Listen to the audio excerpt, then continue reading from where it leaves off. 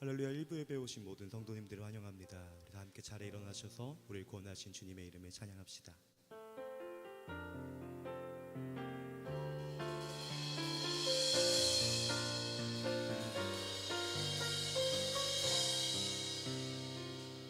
내 하나님 서신 발 앞에 무릎 꿇고 경배하리. 큰 권능과 영광이 가득한 내 아버지 계신 이곳 하나님의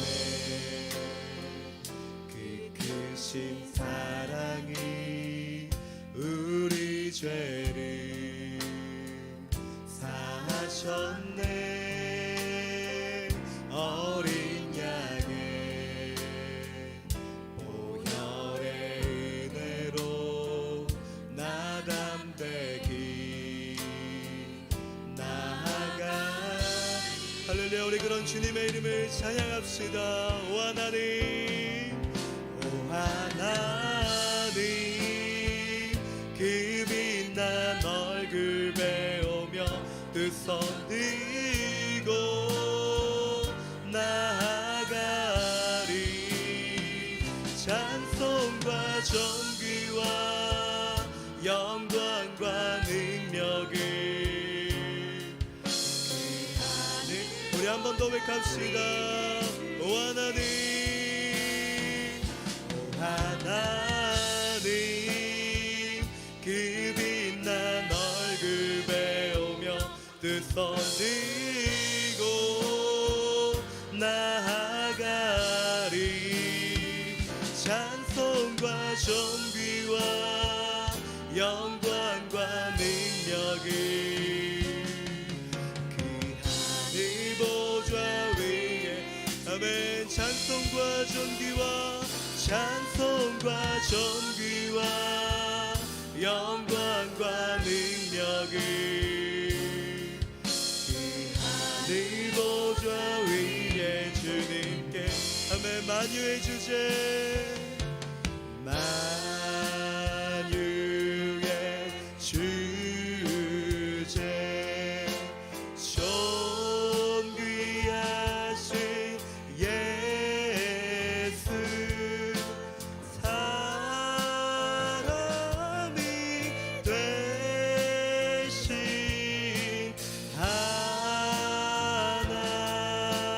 하나님, 나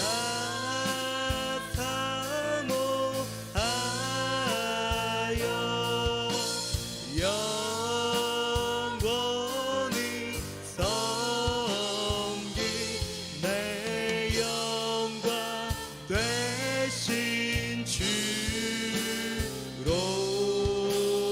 주로다. 할렐루야. 그 주님께 감사와 영광의 박수 올려드립시다. 아멘.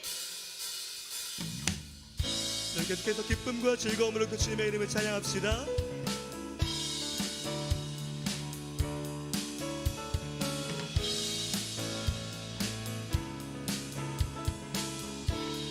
함께 고백합니다. 천성을 향해, 천성을 향해 가는 성도들아, 앞길의 장애를 두려워 말라. 성령이 너를 인도하시리니 왜 지체를. 우리 한 번 더 고백합시다. 천성을 향해, 천성을 향해 가는 성도들아, 앞길의 장애를 두려워 말라. 성령이 너를 인도하시리니 왜 지체를. 우리 함께 선포합시다. 앞으로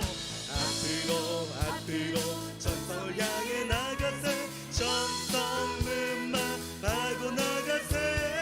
모든 천사 너희를 영접하러 문 앞에 기다려 서 있네.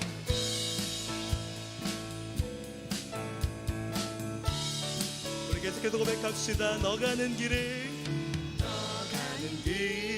누가 비웃거든 확실한 증거를 보여주어라. 성령이 친히 감하여 주사 그들도 우리 선포합시다. 앞으로 전성을 향해 나가세. 전성문만 바라고 나가세. 모든 천사 너희를 영접하러 한 번 더 외갑시다. 앞으로 전성을 향해 나가세.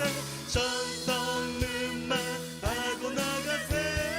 모든 천사 너희를 영접하러 문 앞에 기다려 서 있네.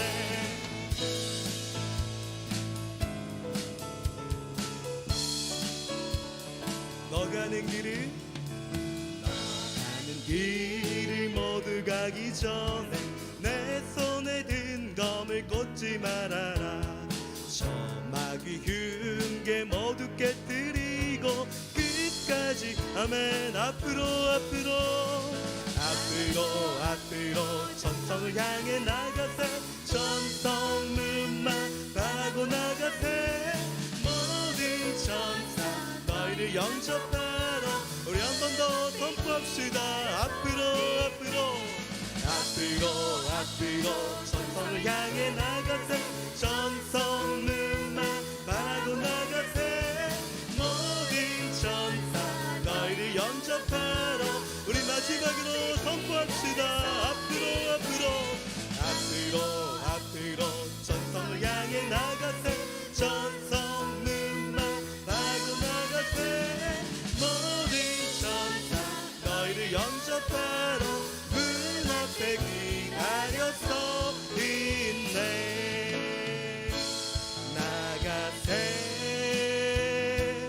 나가세 아멘. 주 예수만을 위하여 주 예수만을 위한 목숨까지도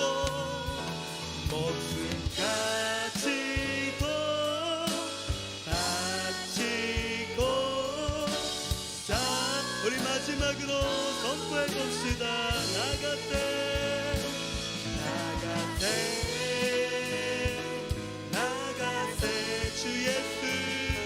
주 예수만을 위하여 목숨까지도 바치고 싸움 걸어 나가세. 아멘. 우리 자리에 앉으셔서 계속해서 찬양하도록 하겠습니다.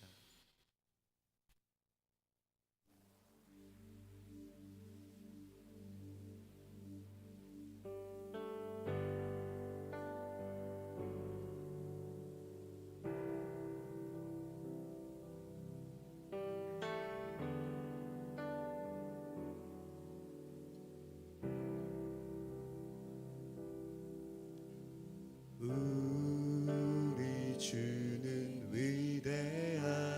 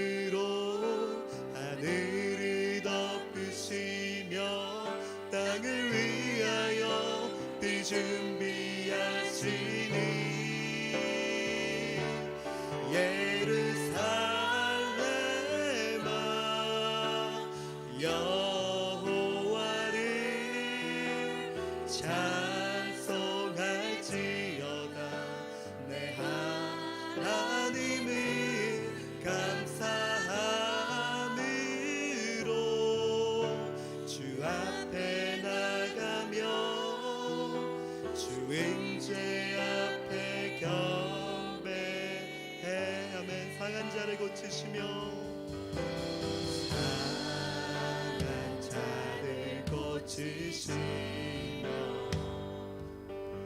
상처를 싸매시도다 열들의 수를 세시며 이름을 붙이셨도다 그가 구름으로 하늘을 덮으시며 땅을 위하여 비준비 우리 함께 선포합시다 예루살렘아 예루살렘아 여호와 찬송할지어다 찬송할지어다 내 하나님을 감사함으로 그 앞에 나가며 주의 앞에 우리 악기로 주님을 찬양하겠습니다.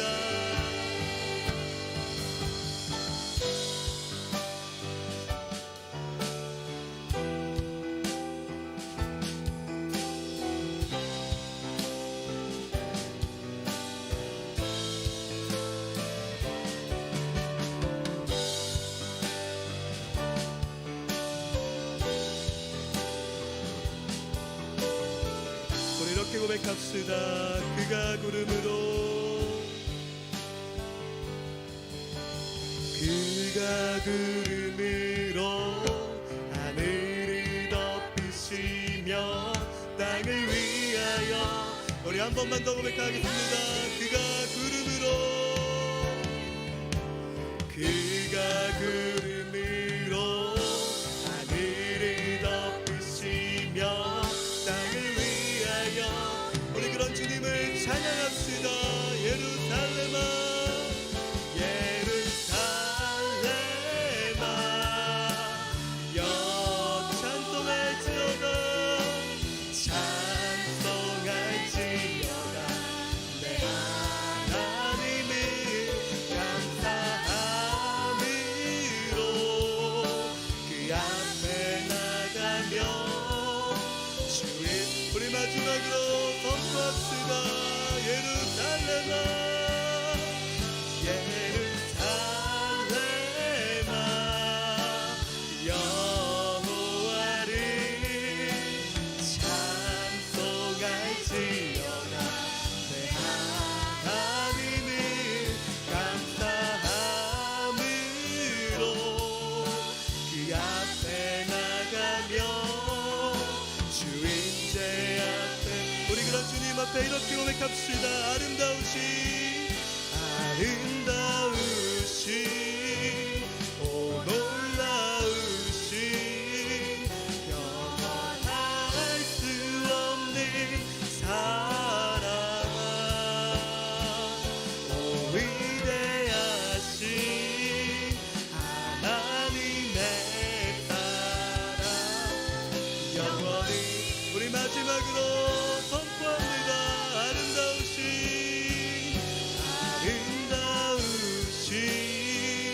오 놀라우신 영원할 수 없는 사랑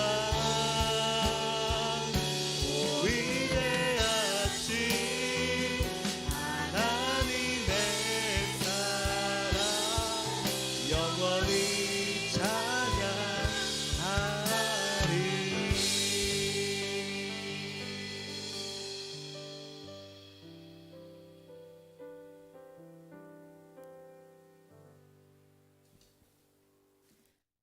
사랑과 은혜가 충만하신 하나님 아버지, 오늘도 저희를 주님의 임재 가운데 불러주시고 예배하게 하시니 감사합니다.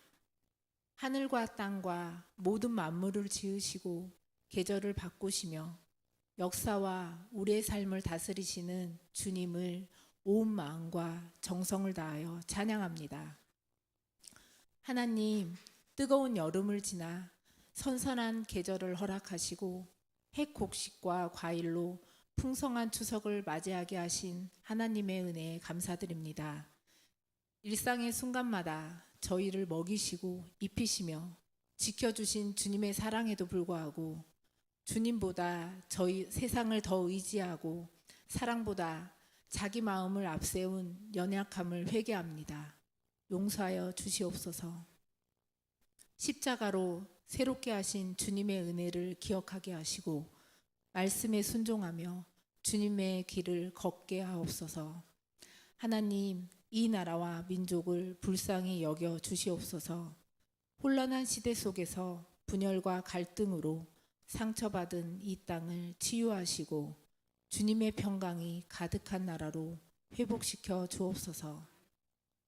대통령과 위정자들에게 하늘의 지혜와 정직을 더하셔서 국민을 위한 올바른 길을 선택하게 하시고 공의와 정의가 바로 세워져 복음의 진리가 이 땅에 강물처럼 흐르게 하옵소서.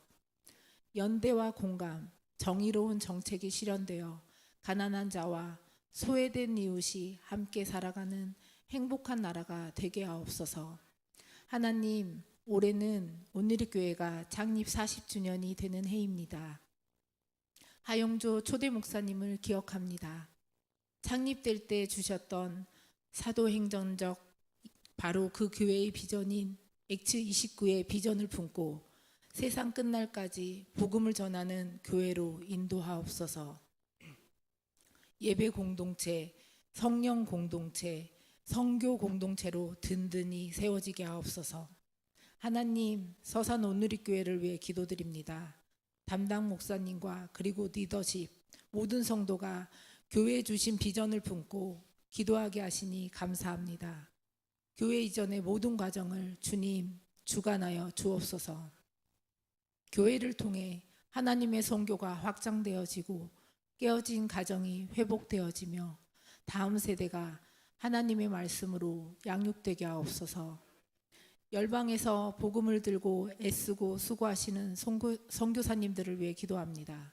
사역에 어려움이 없도록 건강과 모든 필요를 채워 주옵소서. 복음이 아직 전파되지 않은 모든 민족과 종족들에게 구원이 임하게 하옵소서. 하나님, M센터와 이주민 선교를 축복하여 주옵소서. 이 땅에 온 많은 이주민들에게 복음의 소망이 흘러가게 하옵소서. 오늘 말씀을 전하실 최영민 담당 목사님을 위해 기도합니다. 날마다 성령의 기름 부으심을 더하여 주옵소서. 선포되는 말씀이 우리의 마음에 깊이 새겨지게 하옵소서. 어떤 상황 속에서도 하나님만을 바라보며 믿음으로 참된 승리를 경험하게 하옵소서. 하나님, 오늘 이 예배의 현장에서 수고하시는 모든 손길을 기억하시고 그들의 헌신과 수고를 축복해 주옵소서. 하나님 말씀에 순종할 때 진정한 승리와 평안을 주시는 우리 주 예수 그리스도의 이름으로 기도드립니다. 아멘.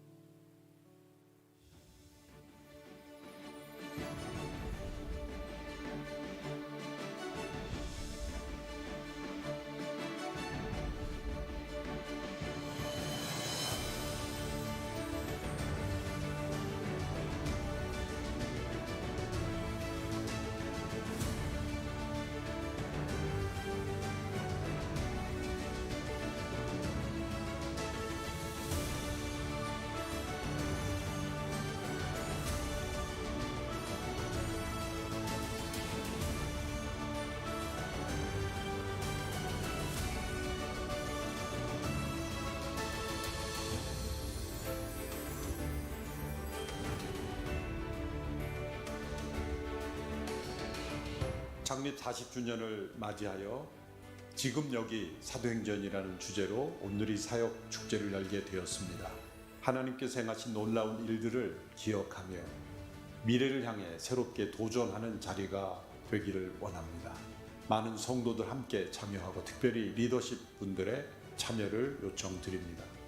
해외에서도 많은 사역자들이 함께 참여하여 세계 교회를 향한 하나님의 비전을 나누게 될 것입니다.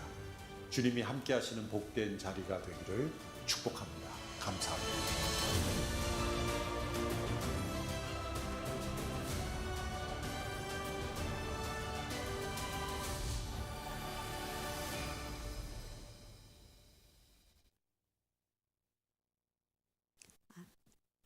중보기도 팀장 심옥경입니다.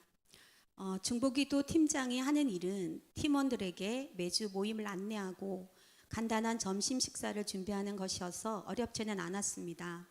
그러나 새로 오신 담당 목사님은 강력한 중보기도 팀과 중보기도 네트워크를 만드는 비전을 선포하셨습니다. 그 선포가 저에게는 무겁게 다가왔습니다.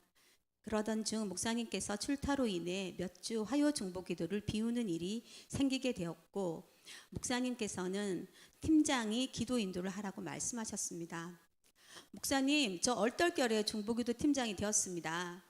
그렇게 말하자 목사님도 저도 얼떨결에 서산으로 왔습니다. 이렇게 말씀하시는 목사님의 말씀, 제가 더 이상 아무 말도 할 수가 없었습니다. 두렵고 떨리는 마음으로 기도회를 준비하였지만 제 입에선 감사보다 불평이 나왔고, 왜 내가 해야 하지? 하는 마음으로 투덜거리고 있을 때 저는 어쩔 수 없이 새벽 기도에 나오게 되었습니다. 새벽 기도에 나와서 하나님께 제 마음을 토로하고 있을 때 하나님께서는 너 혼자가 아니야. 너 20명이 넘는 팀원들이 있지 않니? 이런 생각을 주셨습니다.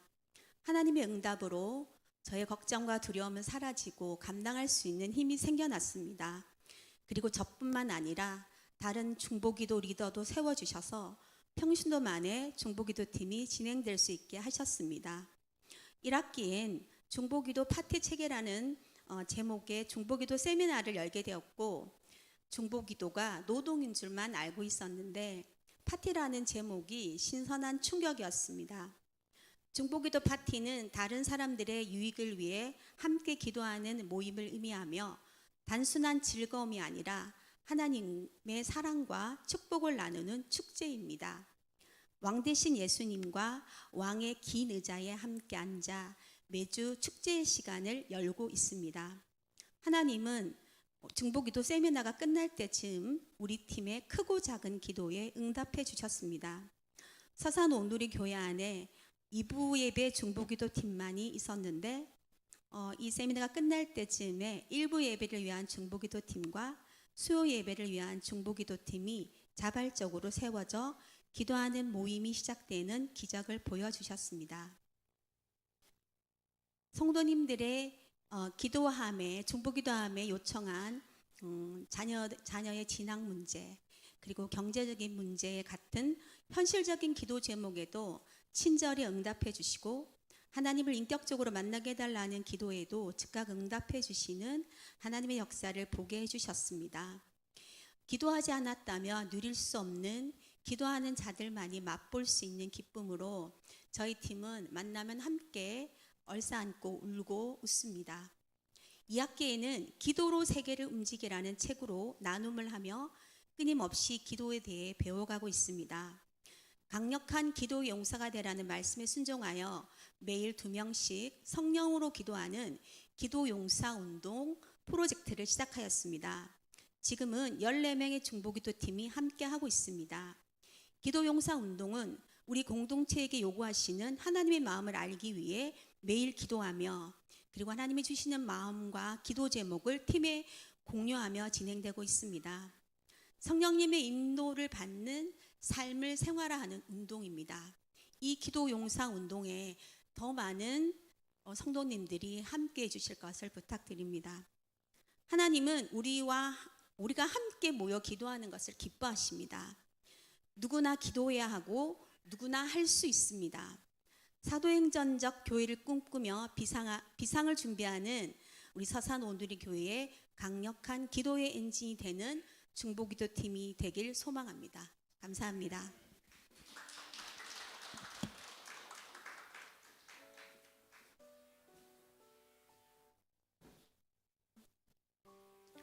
할렐루야. 일부 예배에 오신 우리 성도님들을 환영하고 축복합니다. 우리 서로 인사하겠습니다. 다시 오실 주님을 소망하십시오. 네, 사랑의 마음을 담아 축복하겠습니다. God bless you. God bless you. 주님의 크신 은혜가 당신의 영혼 속에 가득 흘러넘치기를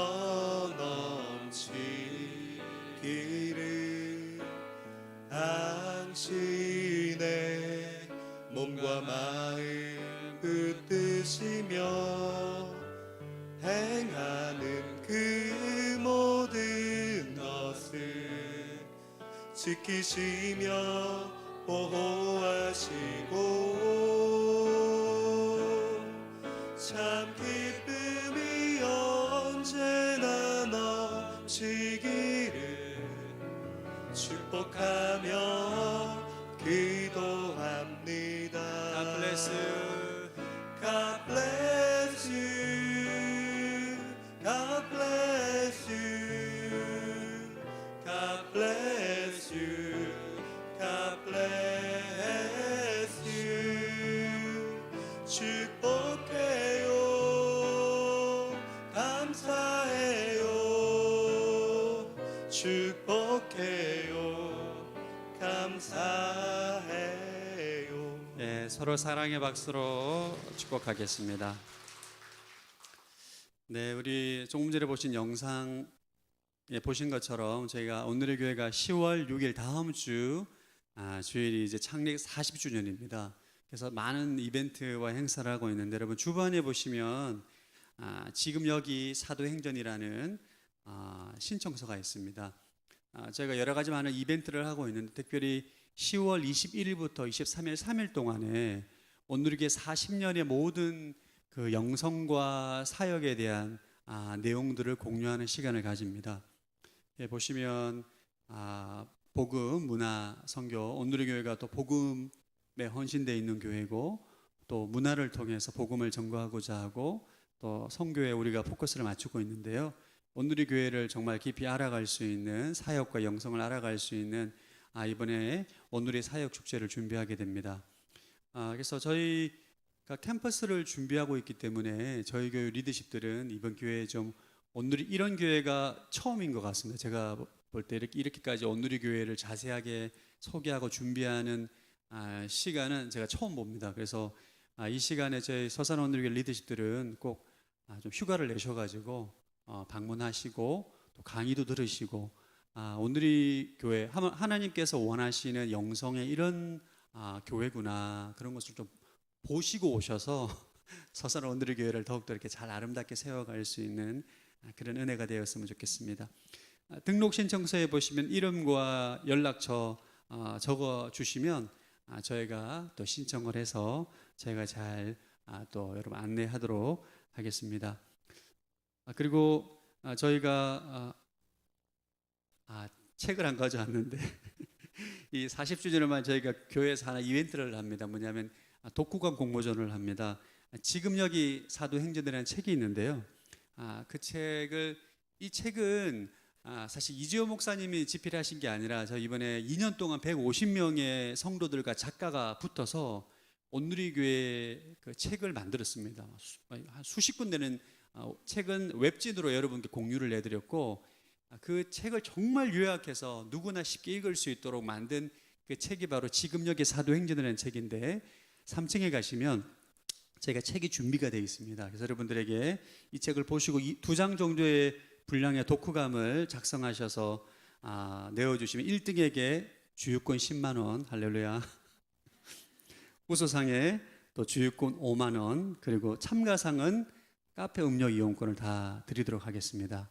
요거는 제가 그래서 여러분 많은 분들 참여해 주시면 좋겠고, 그러니까 우리가 지금 그냥 여기는 어떤 지역 교회가 아니라 온누리교회의 비전을 품고 세워진 교회잖아요. 그래서 온누리교회가 어떤 교회인지를 정말 잘 이해할 필요가 있습니다. 그래서 여러분들이 온누리교회 성도이기 때문에 이 책을 꼭 구입하셔서 독후감을 제출해 주시고 아무리 독후감을 못 써도 카페 운영권을 받는다. 예, 그걸 기억하시고 제가 책을 못 가져왔는데 카페에 가면 지금 여기 사도행전이라는 책이 있습니다. 그래서 읽어보시면 온누리교회 40년을 다 알 수 있어요. 그래서 여러분들이 꼭 읽어보시고 독후감을 제출해 주시기 바랍니다.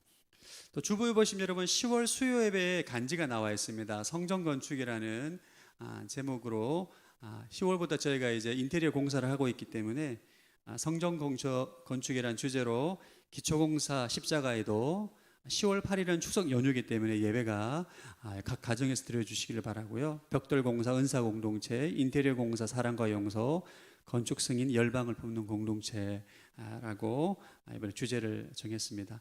그래서 이번 주는 예배팀, 중보기도팀 주관으로 이전을 위한 특별 수요 예배가 드려지게 됩니다. 많은 분들 오셔서 함께 기도하기를 원합니다. 해외 아울리치 광고가 있습니다. 올여름에 중국으로 아울리치를 다녀왔는데 이번 겨울에 베트남으로 저희가 아울리치를 가려고 합니다. 그래서 HC 12명의 인원을 모집하고 90만 원 정도의 비용이 소요될 예정입니다. 12월 8일부터 13일 동안 진행될 예정입니다. 참가하기를 원하시는 분들은 정호영 선교팀장님에게 문의해 주시기 바랍니다. 추설 명절 기간은 10월 3일부터 10월 10일까지는 새벽 예배와 수요 예배는 각 가정에서 드리는 걸로 정했습니다. 여러분 그렇게 기억해 주시길 바라고요. 오늘 예배 마치고 나갈 때 떡과 귤을 준비했는데 어제 우리 결혼했던 윤정보 송인의 자매가 준비한 떡과 귤입니다. 드시고 그 가정을 축복해 주시기 바랍니다. 저는 오늘 2부 예배 때 태안 온누리교회 설교 사역 때문에 그곳에 방문하게 됩니다. 이 시간 나라 민족을 위해서 한번 기도하겠습니다. 하나님 아버지, 이 시간 대한민국을 위해서 기도합니다. 여러 많은 어려운 환경과 상황 가운데 있는 대한민국 가운데 하나님 긍휼과 자비를 주시고 지혜를 주시고 대통령을 비롯한 모든 위정자들 가운데 하나님의 쓰시는 도구가 되게 하여 주셔서 대한민국을 하나님 보호하는 나라, 하나님의 지혜와 능력과 영광이 나타나는 나라, 모든 성도들이 기도함으로 나아갈 때 이 나라를 통하여서 하나님의 뜻이 온전히 구현되고 열방 가운데 하나님의 사랑을 증거하는 나라로 쓰임받게 하옵소서. 함께 합심으로 기도합니다. 하나님 아버지, 이 시간 대한민국을 위해서 아버지 축복하며 기도하며 나아갑니다. 하나님 수많은 열강들 사이에서 하나님은 여러 많은 위기와 역경과 어려움 가운데 있음을 고백합니다.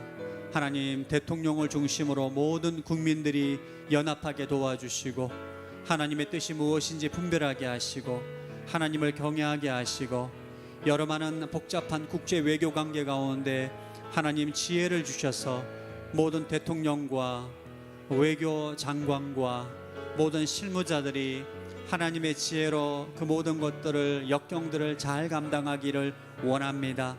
하나님 주의 백성들이 나라를 위해서 기도할 때 이 나라를 지키시고 보호하시는 분은 여호와 하나님임을 다시 한번 고백하게 하시고 이 땅 가운데 주의 영광이 나타나게 하시고 무엇보다 이 나라를 통하여서 하나님의 영광과 하나님의 공의와 정의와 사랑을 증거하는 복된 국가 공동체가 되게 하여 주옵소서. 하나님 아버지, 대한민국을 불쌍히 여겨 주시기를 원합니다. 수많은 세계 열강 가운데 하나님 어려움과 고난 가운데 있지만 주님 주신 지혜로 능히 감당하고 돌파하며 주님의 선한 은혜와 사랑을 증거하는 열방을 섬기는 국가로 더욱더 굳건히 세워지게 하여 주옵소서. 감사드리오며 주 예수님 이름으로 기도드립니다. 아멘. 오늘 하나님 말씀은 여호수아 11장 1절에서 16절까지 말씀입니다. 여호수아 11장 1절에서 16절 말씀을 교독합니다. 하솔 왕 야벤이 이 소식을 듣고 마돈 왕 요밥과 시므론 왕과 악삽 왕에게 전가를 보냈습니다.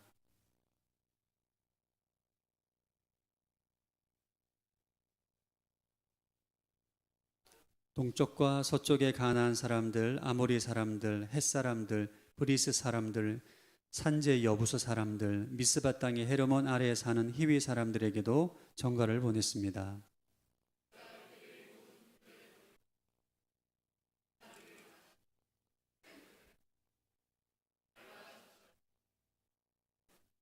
이 모든 왕들이 약속된 장소에서 이스라엘과 싸우려고 합세해 메론 물가에 함께 진을 쳤습니다.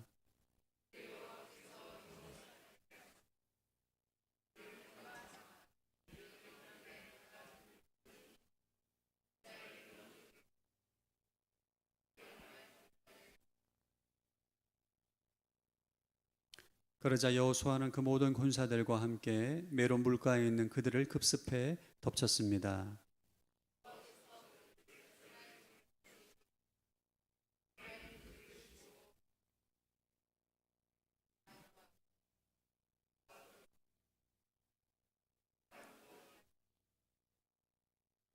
여호수아는 여호와께서 지시하신 대로 행해 그들의 말에 뒷발 힘줄을 끊고 전차를 불러 태웠습니다.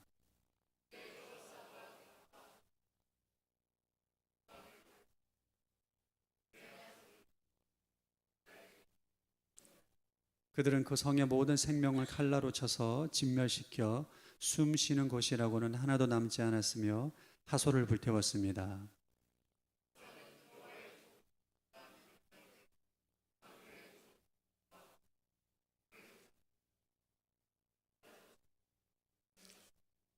그러나 언덕 위에 세운 성들은 핫솔 외에 이스라엘에 하나도 불태우지 않았습니다.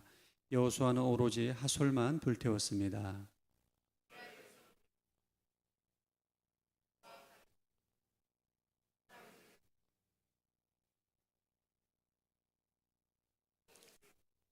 여호와께서 그족 모세에게 명령하신 대로 모세가 여호와에게 명령한 대로 여호수아는 그대로 했습니다.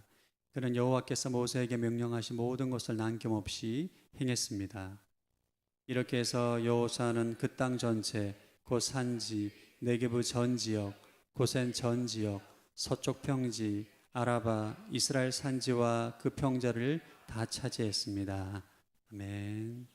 네, 오늘은 넷째 주 위임 목사님 말씀을 함께 듣는 날인데요. 순종이 승리의 길입니다 하는 제목으로 말씀 함께 듣도록 하겠습니다.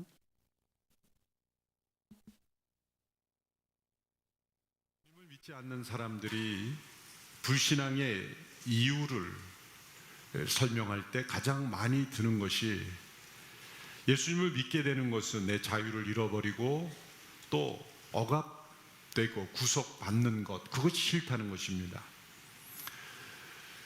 그들의 이러한 반응은 두 가지 사실을 내포합니다. 하나는 정확한 것이고 또 하나는 정확하지 않은 것입니다.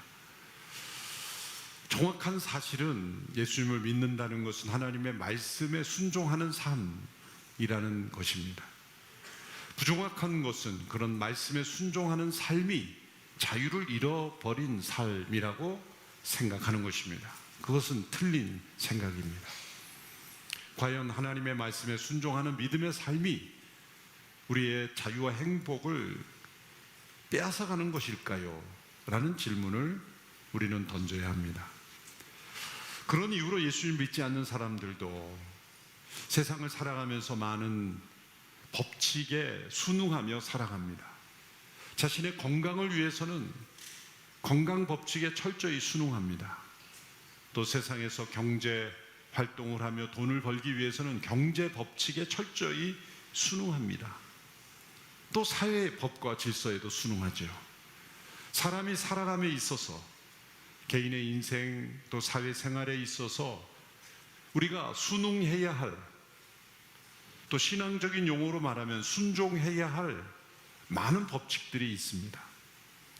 육체의 법칙뿐만 아니라 또 자연의 법칙, 생물학적인 법칙, 사회의 법칙, 모든 법칙을 다 순종하며 살아감에도 한 가지 인정하지 않는 것, 그것은 인간이 존재하기 위해 지켜야 할 영적 법칙이 존재한다는 것을 인정하기를 거부하는 것입니다. 모든 법칙들은 다 인정하고 순종하면서 인간이 존재하는 가장 근본적인 영적 법칙을 인정하지 않는 모순인 것입니다.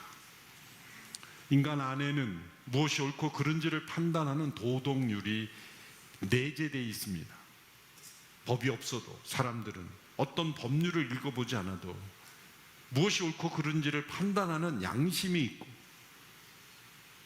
그리고 그것을 판단하는 어떤 법칙 속에 우리가 살아가고 있다는 것을 압니다. 그러한 법칙에 순종하는 것이 과연 자유를 잃어버리고 행복을 잃어버리는 것일까요? 정반대입니다. 어떤 영역이든지 법칙을 무너뜨리고 불응하는 사람은 자유를 잃어버리고 행복을 잃어버립니다. 반면에 어떤 법칙이든지 진리의 법칙에 순종하며 살아가는 사람들이 자유롭고 행복을 누리게 됩니다. 하나님께서는 이스라엘을 통해서는 율법이라는 체계로 그러한 법을 말씀해 주셨고, 이제 예수 그리스도 안에서 우리에게 하나님의 말씀, 곧 성령의 법을 따라 살아가도록 우리에게 말씀을 허락해 주셨습니다.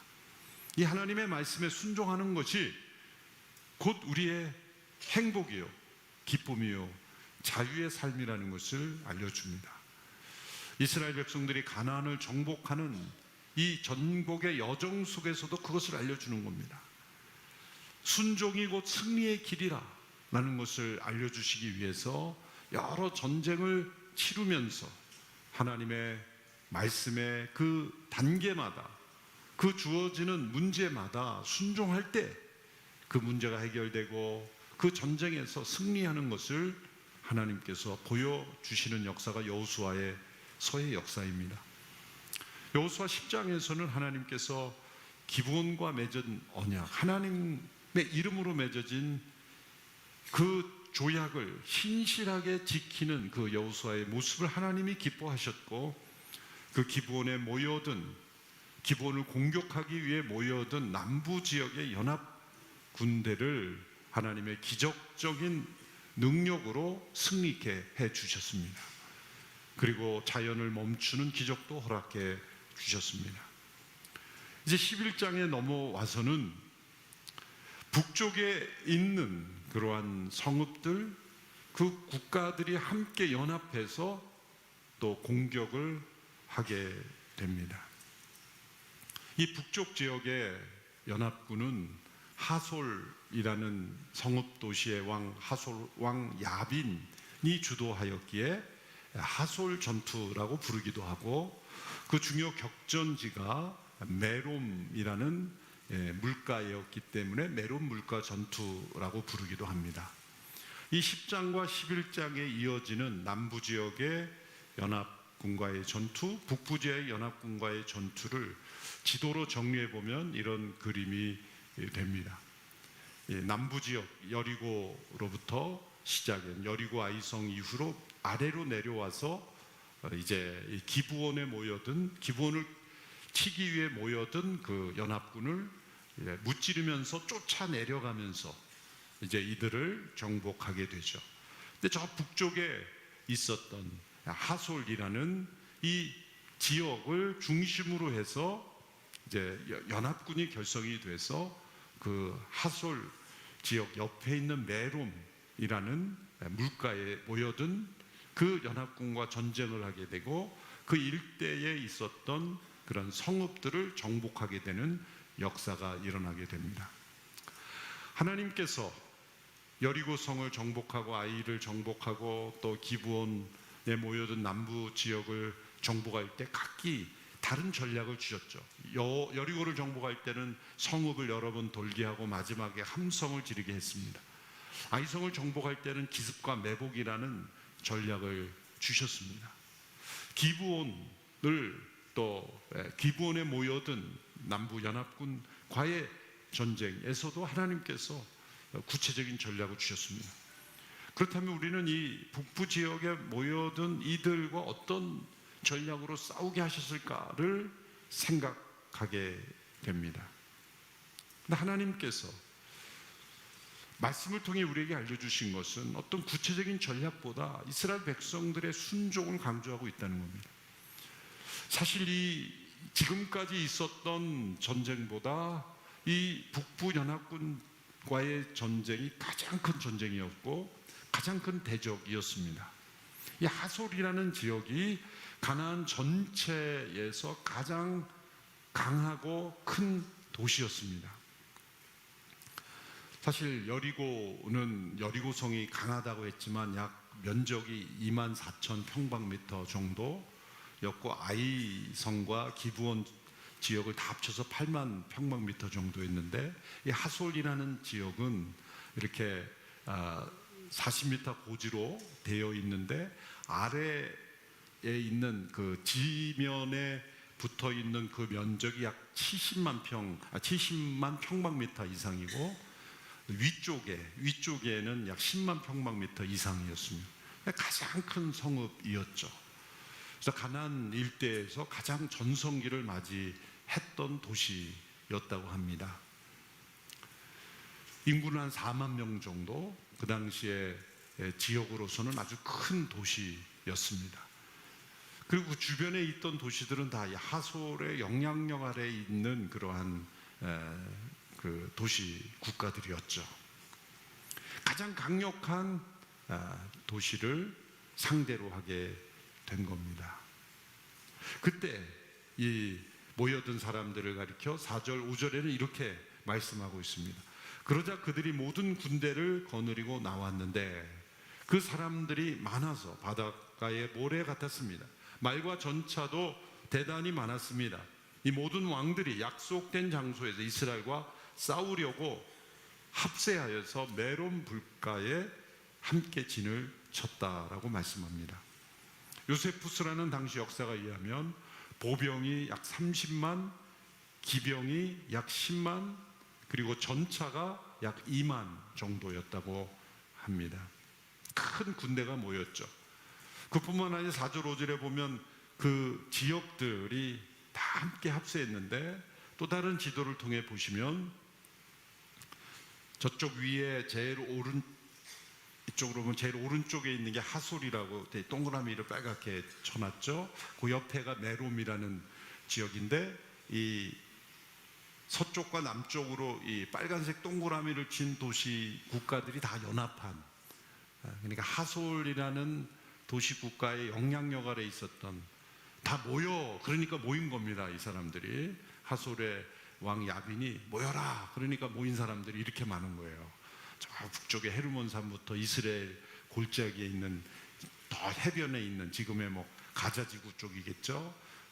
돌이라는 지역, 또 갈릴리 호수 옆에 있는 긴네렛이라는 지역, 이런 지역들이 대부분 이 북부 지역에 있는 모든 도시 국가들은 다 연합을 한 것입니다. 가장 큰 위협 앞에 서 있는 상태였습니다. 이렇게 하나님께서 지금 여리고 아이 성 그리고 이 기브온에서의 전투를 통해서 이스라엘 민족과 함께 하신 하나님의 능력이 분명히 나타났음에도 불구하고 이렇게 연합하여 공격하려는 이들의 의도는 무엇입니까? 그것은 인간의 완악함을 보여주는 것입니다. 이미 이스라엘과 함께 하시는 하나님의 역사에 대한 소문이 그 일대에 다 퍼졌음에도 그들이 이렇게 대적하여 싸우고자 하는 것, 그것은 하나님의 심판 앞에 선 인간들이 끝까지 하나님을 대적하고자 했던 완악함을 보여주는 겁니다.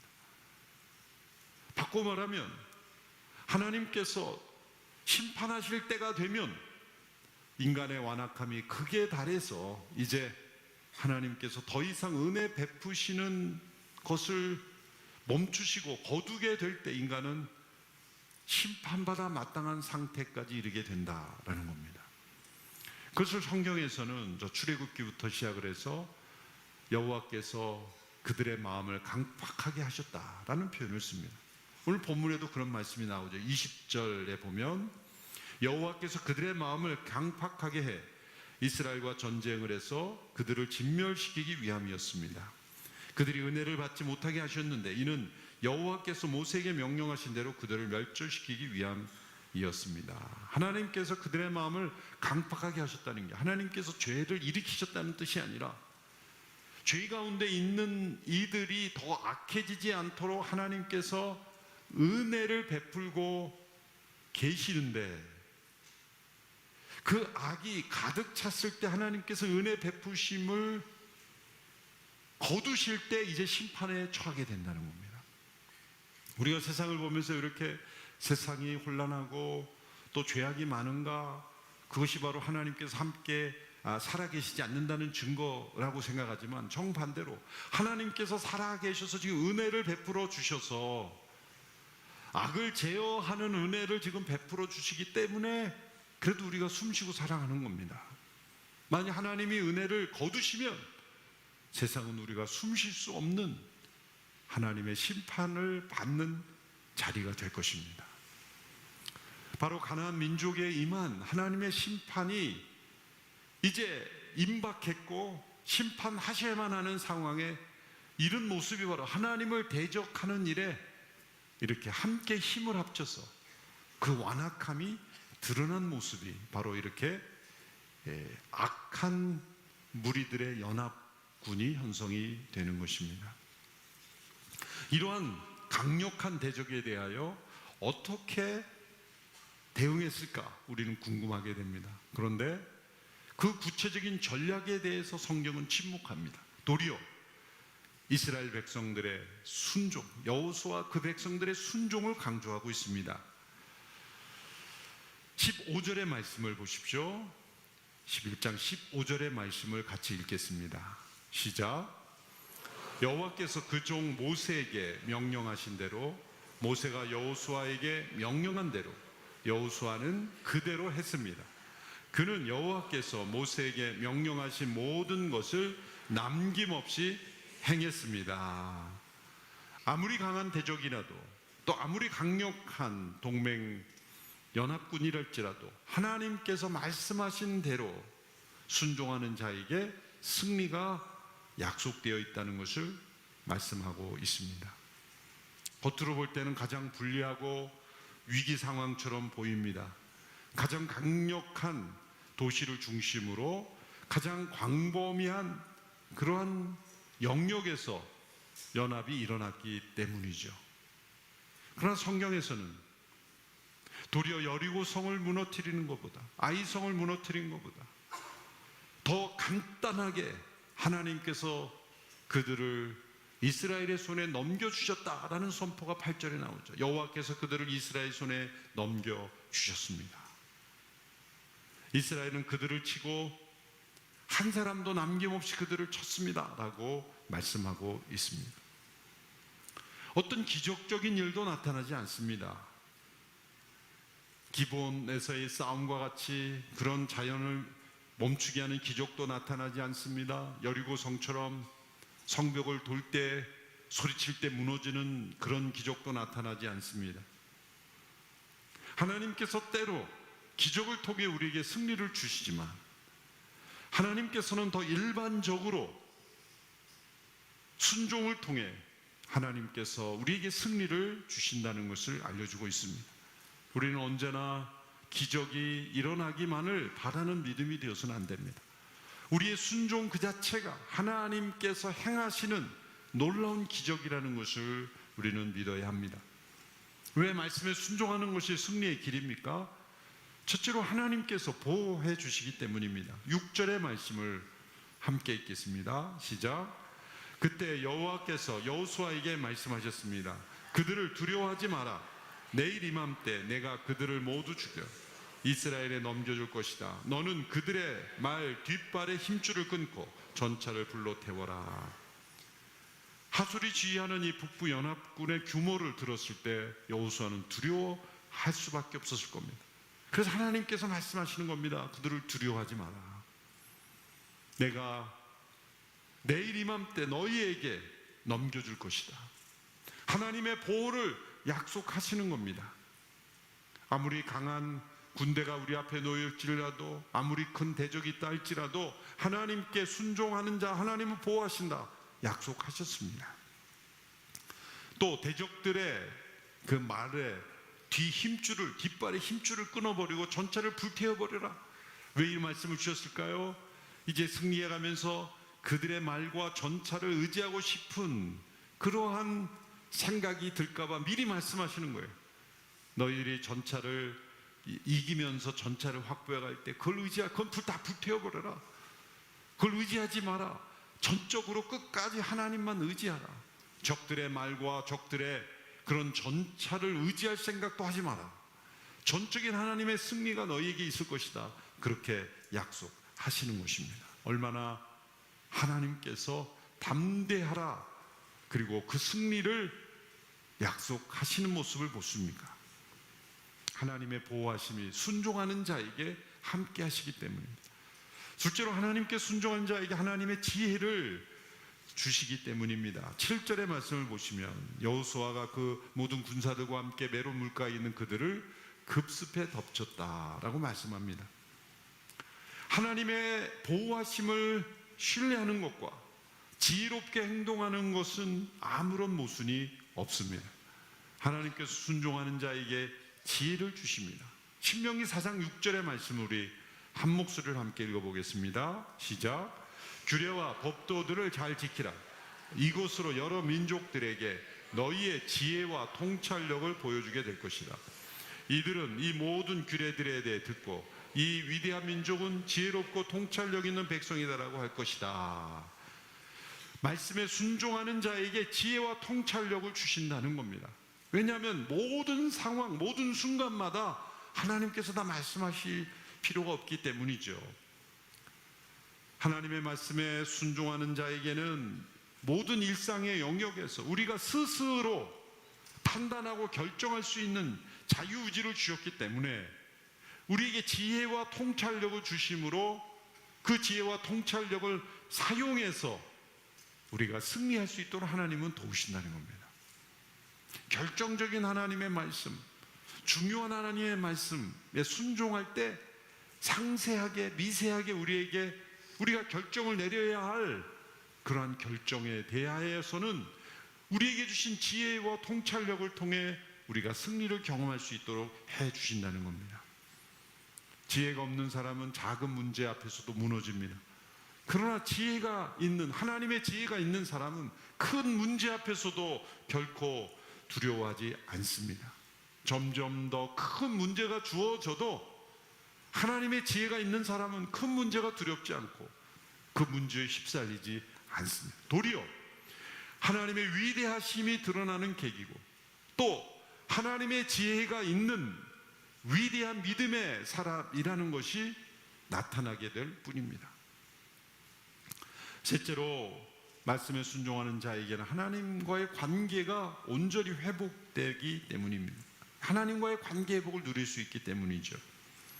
오늘 말씀에서 강조하고 있는 것은 여호수아가 하나님께서 명하신 것 또 모세를 통해 명하신 모든 것을 남김없이 순종하였다. 남김없이라는 단어를 우리가 주목해 볼 때 이 남김없이 순종하는 온전한 순종이 가져다는 축복이 무엇입니까?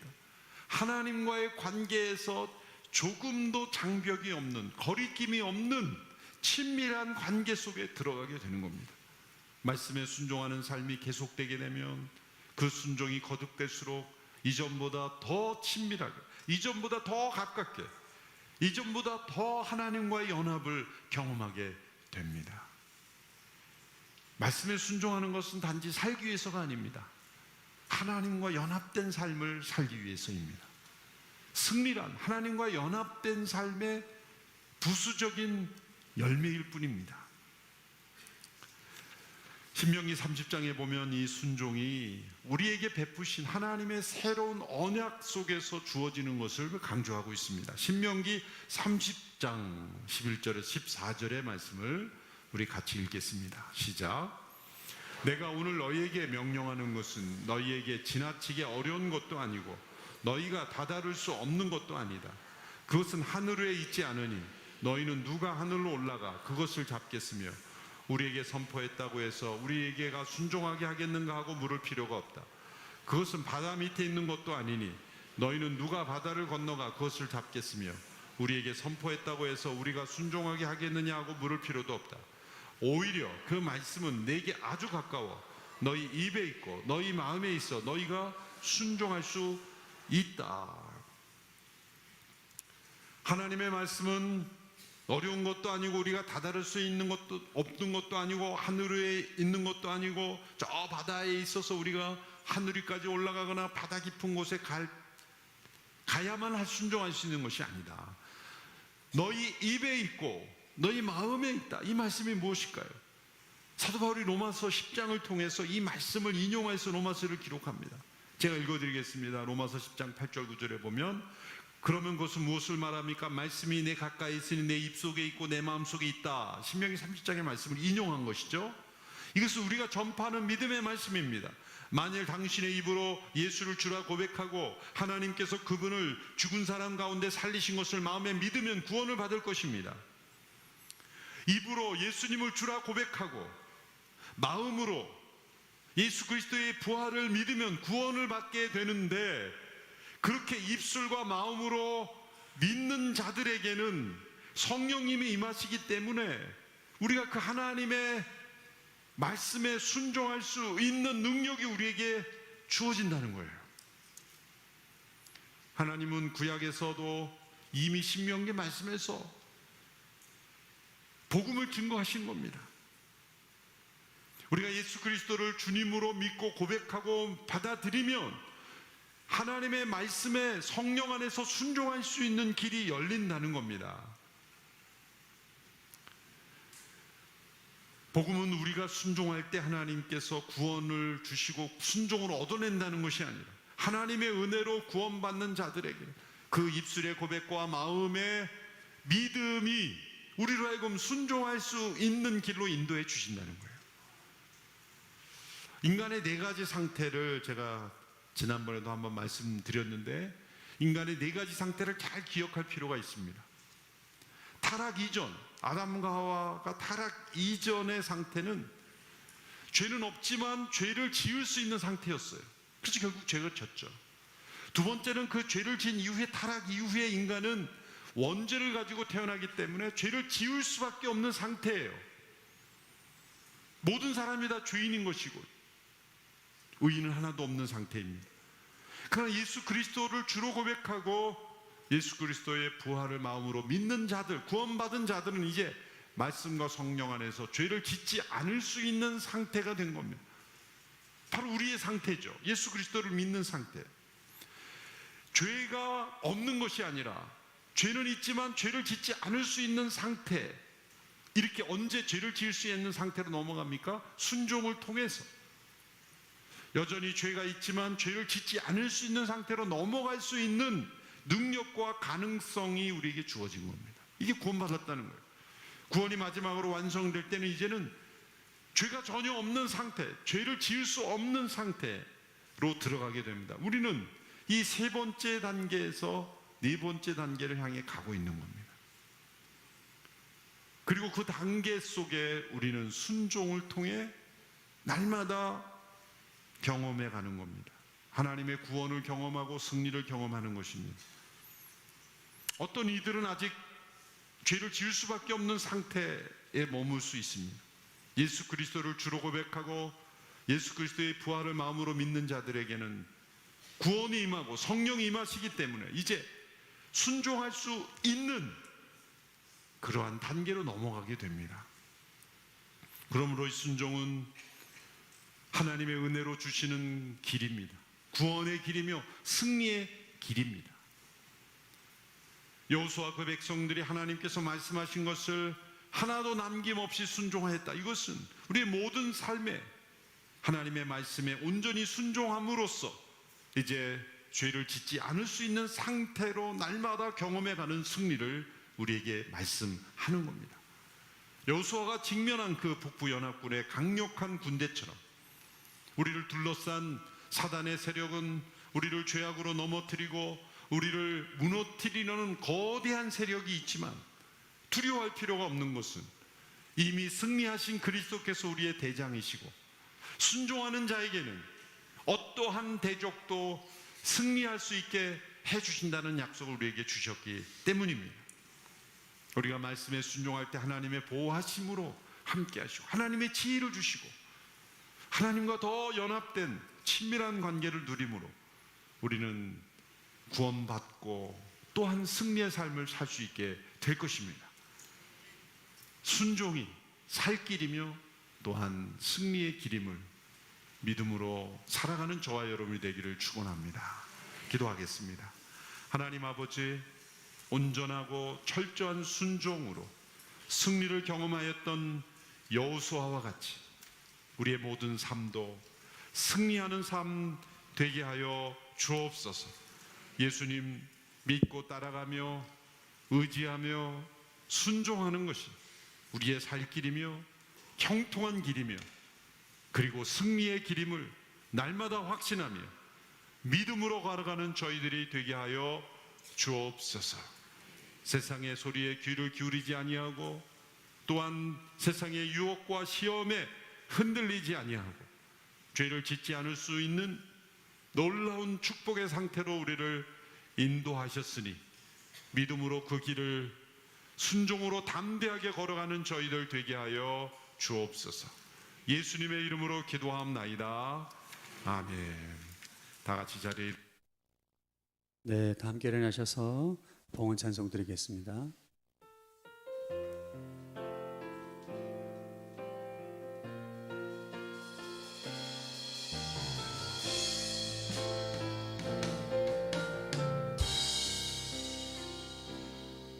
영광을 돌리세 우리 하나님께 존귀와 위엄과 능력과 아름다움 만방의 모든 신은 헛된 우상이니 오직 하늘의 하나님 그 영광 찬양해.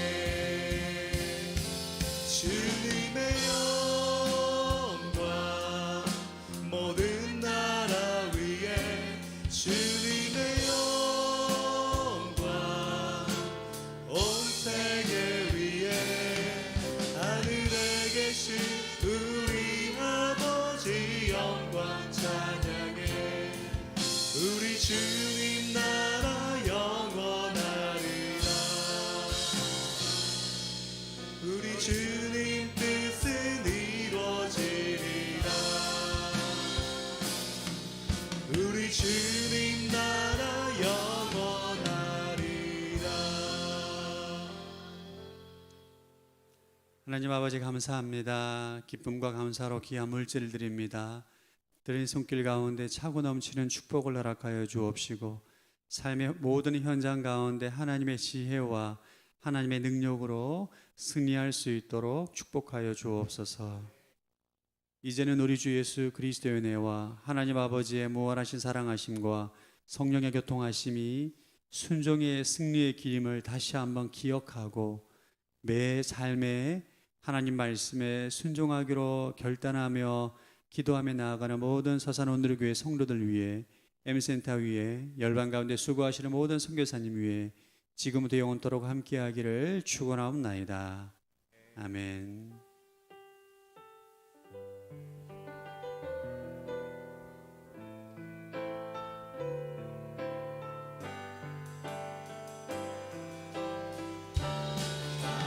대신 주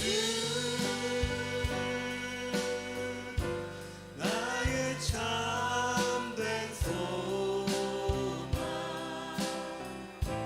걱정 근심 전혀 없네. 사랑의 주님 날 길 인도하니